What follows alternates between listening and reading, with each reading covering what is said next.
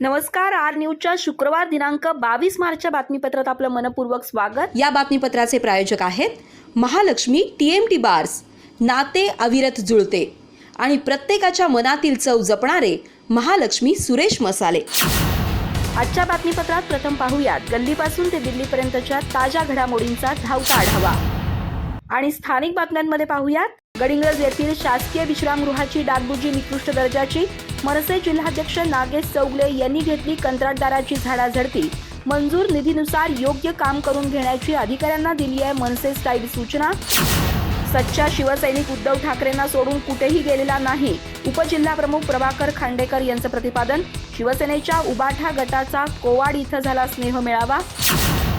केडीसीसीनं दौलतचा particle board सुरू करावा, केडीसीसी बँकेच्या प्रधान कार्यालयाकडे निवेदनाद्वारे करण्यात आली मागणी। अन्यथा सभासद केडीसीसी समोर आंदोलन करतील असा देण्यात आला इशारा। चंदगड तालुक्यातील गुडेवाडी इथं शिक्षण परिषद उत्साहात। दाटे केंद्रांतर्गत केंद्रप्रमुख पांडुरंग मुळीक यांच्या अध्यक्षतेखाली झाली परिषद।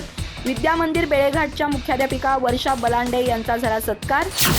उज्ज्वल भविष्यासाठी पाण्याचा नियंत्रित वापर आवश्यक, डॉक्टर NS मासाळ यांचं प्रतिपादन।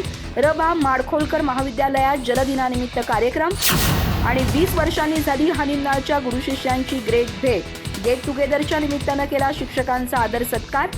शिक्षक आणि विद्यार्थ्यांनी दिला आपल्या जुन्या आठवणींना उजाळा।